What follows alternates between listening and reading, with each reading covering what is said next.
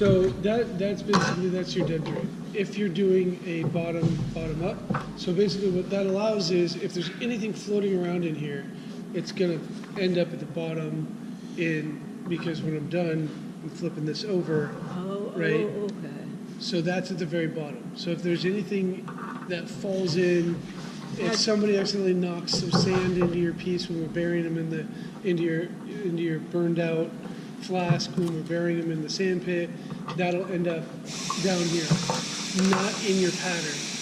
So you want that. You always want the dead drain is basically the lowest point. Does that dead drain is it fusible? Oh, like that. Yeah. So again, not to on do the this side. again, I'll take and I'll heat up my spatula. I'll set it on the one piece that I want it to adhere to, and I'll make sure it's all the way melted all the way through, and then I'll just slide my spatula out and let that cool. Now, I can't put a lot of weight on this for at least about 5 minutes because that wax has got to cool. And while it's warm, it's closer to its liquid state, so it'll stretch and fall over. Any number of different things can happen. Now, again, this does seem like a lot of extra wax. It does. You got to remember, we're doing a gravity pour. The higher this weight, this cup is from your pattern, the more weight is behind it as we fill it up. The other thing we can do, generally, if this is also your funnel for pouring into when you go to pour your bronze. So I've done it where we didn't have the cup, we were doing sand casting, and the cup like got knocked off or something, and we just had the gate hole, and I've managed to pour into a 1-inch hole, no problem. But I've also been doing this a while. You guys will be doing the pour, not me. I'll be supervising. The whole point is that you guys get some experience with this. A lot of times people don't want to pour, they don't want to be anywhere near it, they want to just witness it once or twice. That's perfectly fine too. And we'll probably do more than one crucible full of bronze. We have a 100-pound crucible because we'll also be casting the bells from the 3D printing class during our class. Can you use a heat gun for that? You can no, for heating this up, you're never going to get it hot. No, I meant for heating the wax. Yes, you can, but what it ends up doing is it disperses over a large area, making the whole thing kind of soft, which is good if that's what you want to do. So I'll use a heat gun if I'm like modeling the clay, or modeling the wax like clay, because then I can heat it up and then model some Manipulate stuff. it, yeah. The super dark brown, almost blackish brown wax is microcrystalline wax called Victory Brown. I've also got some more reddish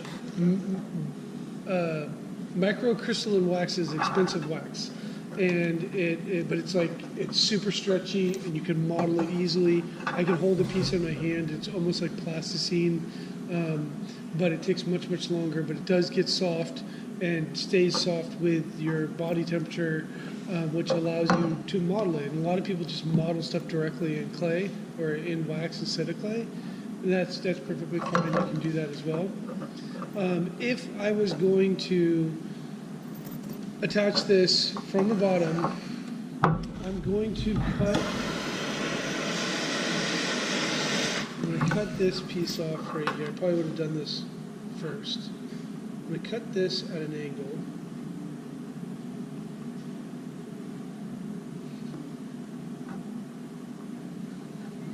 And it's a hot knife, but I'm going through 3/4 of an inch or so.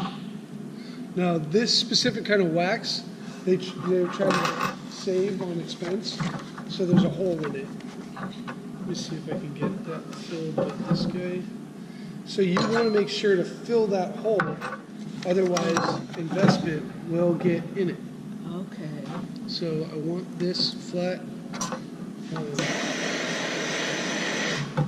So I'm going to go ahead and melt that nice and flat with no holes. There's a little hole there, but it's not going to get in there.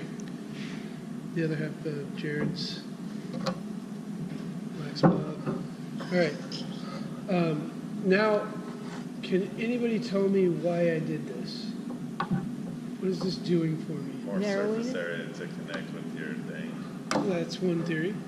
It's the only So you theory. so you can connect it flat down the side? This Easier to clean later. this is going to connect like that, Oh, or So like it's that. it's less to have to break up. Oh, to force it. Creates more hydraulic pressure. So as this comes down, oh, this 'cause it's tapers narrowing off. it, yeah. And as it tapers, it creates more force. And it will fill your piece with more pressure getting into all of your little spots. That's where you don't want the hole because it would. But that's why you don't want the hole because you want this to essentially be solid. Now they put a hole in some of the cheaper waxes because they want to save on wax because that's another, they're basically getting this, you're buying this, you're paying the same amount, but they're getting, still have the wax to sell you, So it's actually, not a bad. So do you do it the size of your piece, or does that matter? I mean, the thickness. It does matter because that's how thick that's how much volume of material can get in there. So I can take and let's see. The other thing I want to take into account is what angle am I going at? Now, even if I connect to the side here, I'm going to have only a small percentage of that connecting, and so I'll still get that tapered pressure, but now it bottoms out here and then goes into the side. Think like water. Think of your pattern as though it's water. You're holding flowing the bottom through. on top. You're attaching the bottom on top, this piece. In this particular case, it doesn't matter because it's hollow all the way through. The only thing I probably wouldn't do is do this, because then it hits a bottom and then it has to fill like this and then have more vents, and you'll see the vents in a second. So there'd be less cleanup if you just put it like what you're doing right now, where, There'd be less cleanup. well, I mean, less filing off and stuff. Oh, perhaps, yeah. Oh, we're just going to take the angle grinder to that, right? Well, yeah, we'll cut it. We'll grind it off here. Don't worry so much about cutting it off right now. You want to get a successful pour first and foremost. So sometimes this is where I'll get somebody to help me, but in this case, I'll do it solo. You don't want it on fire when you go to put it on here. That's a good idea.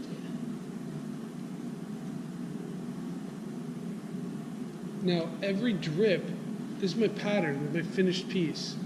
Every drip that I get on it is going to be textured. It's going to become bronze. So if I don't like a drip that I got on it, I need to take it off. How? I need to get rid of that drip How? You already by attached taking it. these tools and scraping it off. Otherwise, I got to take it off in bronze. Can you put that thing on the inside of it, or would that? You could. It'd be difficult to get it off. Okay. So All right, we're all going right, to talk yeah. about that kind of stuff individually with each one of your patterns. So this is basically the first part of this type of, Held? what's that? Do you want it held? I think it'll hold itself. So now what I want vents, right? Because now I'm trapping air up here. I need somewhere for my air to get out. So I'm going to pick one spot.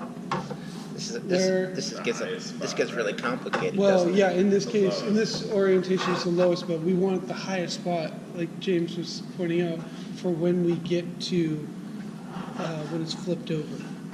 So I'm getting it at the top. And these little guys will actually end up supporting the pattern later down the road. I generally bend it over like this so that I have adjustment. Just like that. So you don't need to put it onto the big guy. I don't. I prefer not to. Okay. Some people will put it directly onto your cup. They'll attach to the cup. I prefer to prep my waxes on a board that then I can put my flask around. Some people, they cut it off of here and then they just set it down into the already filled plaster. cylinder or flask. There's a bunch of different ways to do the same thing. I'm going to show you gating and venting from bottom feed. Are there advantages to doing it one way or the other, or is it just kind of like a preference? Like There are advantages. The next thing I'm going to show you is how I do a tree. And I used to always gate and vent just like this until I went to Greece and I got to go to the National Archaeological Museum where they had a whole section, they had the whole bronze section because it was a big deal in Greece. They've been doing bronze casting for a really long time. But I saw stuff they had excavated from a foundry area. And it was on pieces that hadn't had the patterns cut off. They'd already been cast. And because when it takes a week to get your blast furnace up to temperature, you make sure you're doing it. And they had a tree technique that I kind of showed some people that were in my class last semester. Now this is going to go in here. It's going to fill up. And the air is going to escape through there. If it fills quickly, this will actually, when I'll know I'm done, this will fill up at the same time as this, and a little bit of this will come out. If I have a lot of force, it'll kind of shoot out because the force is there. That's the best case scenario. I know I did everything right. If that Is happens. that enough of a vent? Do you only need one? Maybe. Maybe not? Okay. Frequently, we will overgate and vent just to ensure that it will happen. yeah, I would tell you guys not to risk it or gamble. If I put another, say I was unsure and I really wanted to make sure that I was going to get it to fill, I would take and I could put additional pieces on the side here, right? It could come down into here.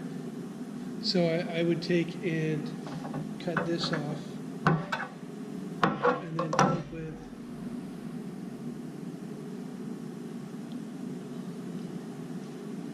And would you attach it to the other one, or just? No, aren't there, like, that would reduce the hydraulic overall hydraulic force? now we're distributing it amongst two separate things, right? So it's going up and down at the same time? So this has to fill the entire pattern. What if it cools before it gets to the top? But this is a 1/2 inch thick. Say this is only 1/8 of an inch thick. This is a 1/2 inch thick. So it's going to stay hot and flow through this quickly and easily and can get to the top of a fairly thin piece fairly quickly and easily. So what I'll do here is I'll melt this on So here. what was the tree technique that you were I'll show that one next. enamored with? That's basically all I do now after seeing that. Just how well it came out? I kind of get pretty good results and I can get multiple pieces on one Wow. investment. So I like it. So I want to make sure this is well adhered. Is I'm that moving just- kind of quickly now. What we did for like the pour? We did that the pour last time because you guys weren't gating and venting each of the pieces, and we didn't have the ability to pour 50 flasks one at a time. What we're going to do here is there may be a couple of people that tree up a piece together, 2, 3 pieces on one pattern. That's fine. But I want you guys to, if you want to get the experience of doing this entirely on your own, I want you to have that. So I'm basically melting this and making sure that everything. What technique is this, do you call it? This is still the bottom feed. Bottom feed. Because it's upside down. It's hard to remember that. but it Well, I'm feeding the pattern from the bottom. is. Yeah. So now this is how it'll pour. We'll pour bronze into this cup. It'll travel down. All the sand and dirt will land right here, and then it'll fill up, and this will fill all at the same time. And this is extra. This is because I'm nervous that it's not going to work. But this is totally unnecessary, in my opinion. I don't need this. This is just a safety net just in case. The other thing I would probably do is you have maybe a 1/4 inch surface area connecting here and a 1/4 inch surface area connecting there. And this is 3/4 inch wide, that's 1/2 inch wide. So I have probably about 1 inch of surface area pushing in. How much surface area do I have coming out? 1/4 inch. Now, air obviously moves much more fluidly than the bronze. But at the same time, if I wanted a safety net, I would take and put another vent on here so that this is for sure going to have that much more to vent out. Is that kind of a rule of thumb to match your venting with your gating? It is no. You're never going to match the volume of surface area of your gating to your venting. Your venting is air escaping. That's it. So you generally don't need. That's why I feel safe getting away with this. But it can only fill as fast as that air can vacate, right? So if you create a lot of pressure, then it can only get out so quick. So you'll want to probably, in this case, I'd probably add 2 vents. I don't need to add this, but I probably would have added 2 vents. And then that way I have twice the capability to fill this. Now, that is bottom feed. Does that make sense? Is that what we're going to be doing? If that's what you choose to do. So now I'm going to do another version, which is direct feed. So at least that's what I call it.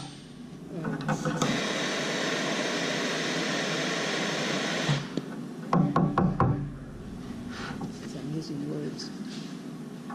No, I'm losing mine.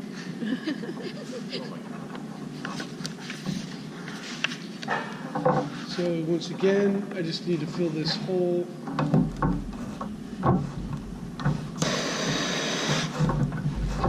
You can get the little propane torches and set them to like a really wispy flame. This is really, really hot. This is MAP gas. It burns with a much greater BTU, amount of BTUs, so it gets much hotter. And if I were to lock this on and just have that running at full capacity for any length of time, I would end up burning up this tank in like no time. So once again, I'm creating. You still have a little hole. Do I? Yeah. Thank you.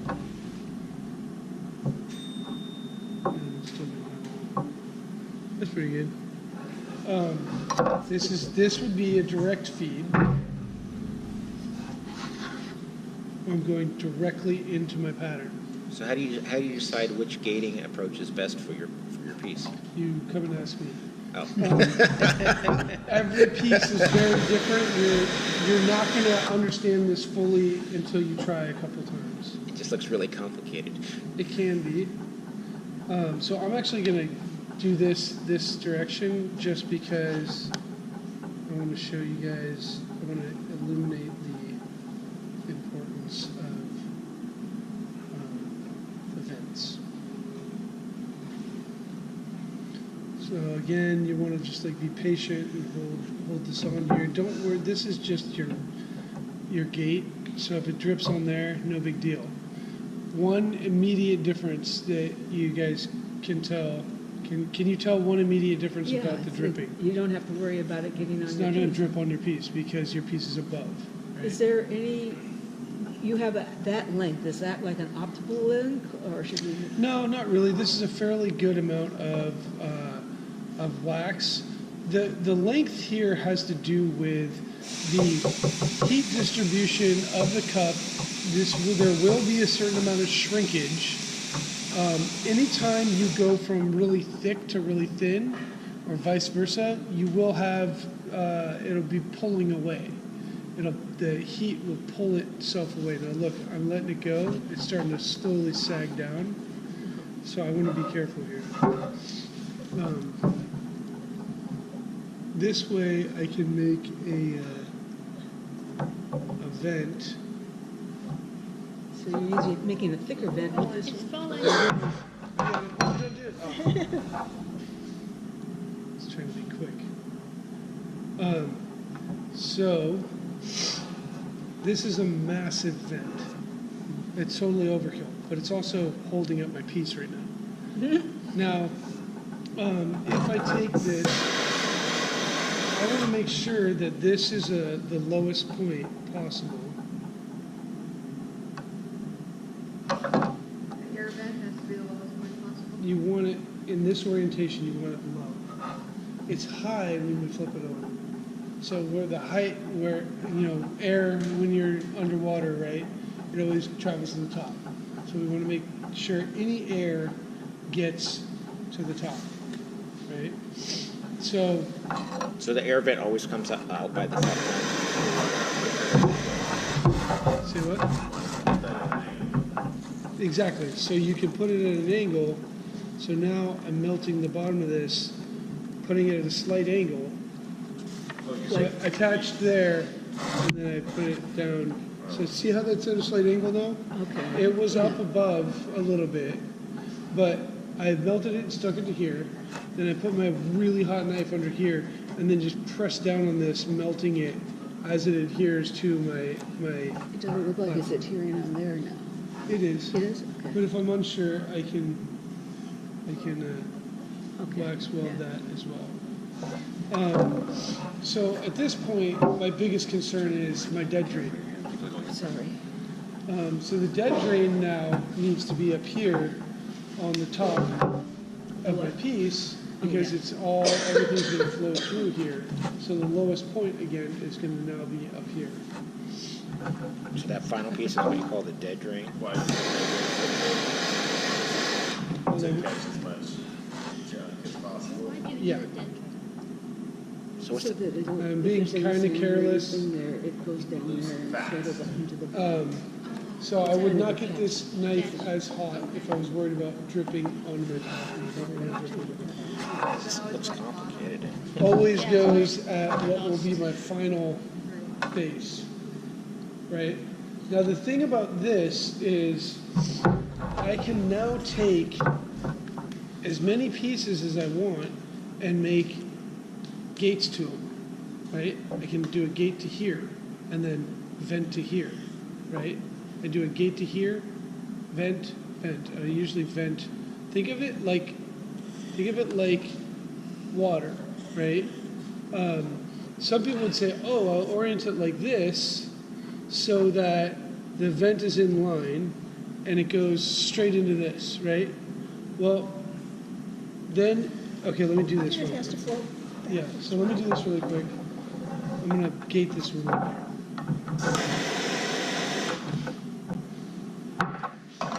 So I'm gonna take and just put my pattern on at an angle, or my gate on at an angle. Is that just an extra precaution, or is that something that you need to do in this, when you do it this way? I'm thinking like water. Okay. I'm flowing like water. So if I did this, I'm gonna have a lot of cavitation, swirling air, mixing, all sorts of stuff I don't want. Because it's gonna come to here. The path of least resistance is here. I may not get anything feeding to this until my bronze is at this point. I don't want that. I want it to go straight in like that. Because I'm flowing from here, going into my piece. Nathan, into my piece, sorry. Didn't notice I was doing that. Into my piece, and then my air can come out at whatever angle I want, right? So that little extra piece is for the air to go to? This little extra piece is going to be where my next pattern goes on. So if I'm doing 'Cause you're multiple doing pieces, You're doing the tree now, no, I'm doing the tree. I'm doing direct feed. the branches. With branches, yes, branches. Branches can't go back. Oh, because you- Water can't flow. Oh, you can do multiple pieces on one I'm floor. doing a different technique called direct feed. And you don't want the water to have to flow uphill. You don't want water flowing uphill or even at a right angle. So say that's my pattern, that's my piece, and this is how I'm gonna go. This is how I'm gonna go. How am I gonna go? I don't So know. you want the piece going up that. instead going down, right? Because you're gonna pour. Well, he's going to pour from that cup right down there. That's going to be turning 180. Now this is, did that go out? Yeah, she could do that. I blow that. I kind of always have them going. This is a small and somewhat rounded piece. I'm going to put this on an angle, and then I'm going to ask you guys what you think about this. I think it's getting really complicated. Every single bit. This is the most important part of the bronze casting process. Everybody thinks that it's like pouring bronze that's hard. It's gating and venting that's hard. The water's gonna have to flow uphill. So now, where do my gates and vents go? Or where do my vents go? Down at the, Isn't it still flowing uphill though? Isn't it going and then having to? Yes, it's got to flow. Don't So- you want more of it up here? So, flip it over, pour bronze in here, it flows into here, it flows to my lowest point, it flows Going back there. Connect to with about down here. this. Yeah. and it traps air. And it connects with So I need my the- vent okay. right air here, vent, going into there. Right. And it could go down and around and wherever, It right? goes- Because it's just air it's pushing up. So I'll go from here straight to there because I made this big vent gate. Essentially, it's like a vent tree. I could just take, if I had a small one of these, I could have one of these guys, probably be sufficient. yeah. Could you On use here. that for this vent? Yes, so that I would definitely use a smaller one for the smaller piece. I can get away with this right here on this one. I don't have to have this big one. I have a big heavy piece. Sometimes using a thicker piece of wax is better because it'll hold up my heavy piece of wax on the top. But sometimes then I gotta cast this in bronze. Yeah. Now I have a bunch of extra bronze I gotta have, right? So remember when I said 3 pounds? You're going to have as much weight in gates and vents in your cup, if not more, than you do in your actual finished pattern. So this is essentially how I want, and be careful when you're flipping these over because you'll break them, you'll drop them. So at this point, I want to take my highest point, which is my low point in this orientation. I want to connect both pieces with. Okay, it's probably pretty obvious, but why are you connecting it to the vent and not to the stem there? Because this is where my air comes out. Vents are for your air to come out. Your high points are in this orientation, low point. Because when I flip this over, I didn't get a very good look split. We'll hold that in place.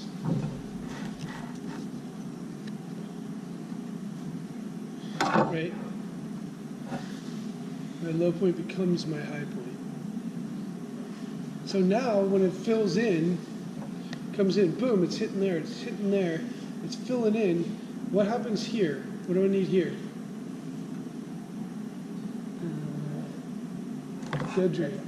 Right? Because now I can fill a bunch of stuff, it can fill stuff in here. Or, even easier, I would continue that flow and make it connect to this part of the pattern, and then it connects up to my dead drain here. So then I become another feeder. This piece is feeding this. Does that make sense? No. You'll see it in a sec. Casting multiple cups on one space. One Just cup. Extending, attaching them to On each one other. trunk. Now, wouldn't that change the temperature of the molten bronze, and then it would be cooler going in that way? Potentially, it's not happening that quickly. At a quarter of an inch, we're pretty safe. It's when you get into like lace or like really, really thin stuff. I busted my initial gate. You see that? Yeah. My vents still hold me up though.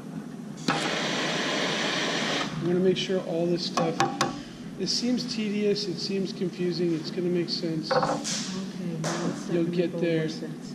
Okay. You'll get there. So what's Trust this me, piece I'll for? get you Is there. for that drain? So this basically is if The last piece? there was something Yeah. stuck in here in the bottom, it would flow into here. This is a safety belt. This is an extra little safety. So there's no limit to the number of pieces that you can have strung off a pour then? Off of a tree. Right. This is a tree. So have you ever had like half a dozen pieces on a single pour? Absolutely. We did last semester, right? Half a dozen little small guys, no problem. We had bunches of stuff. Yeah, we had at least a half a dozen each one. Tons of pieces. And that is, again, I don't suggest that you do more than 3 on each tree because it gets really complicated and it gets really difficult to cut them loose later. So right now I'm re-welding this because I noticed that it came apart. What would happen if you don't have that safety belt in the end? This one? Yeah. It basically, it also, more than anything, when I start pouring plaster in here, I got this little guy, it could shake it loose. But now when I tie it here, it's much harder to shake it loose. It's pretty strong. So why you attach to the Reinforcement. So it's reinforcement. So it's not, you want to think about the flow of bronze, think about it like water. I'm going to come in, I'm going to fill this thing up. It's going to pour in, it's going to fill my pattern, all the dirt and sand is going to fall to the bottom. It's going to continue filling. At this point, this vent, it becomes a bottom pour. So if this broke loose right here, if I have this connected to here, I at least have a chance for this to be a bottom pour piece that's venting out of here, right? So I have a chance. And so instead of just putting a dead drain, I'm putting a dead drain on this anyway. It's going to end right there. Why don't I connect it another 3/8 of an inch and have it be potential safety net and also make it more stable, right? So that's essentially a tree. I would take and put any number of extra pieces on. I generally try to only put, try to only put one per side.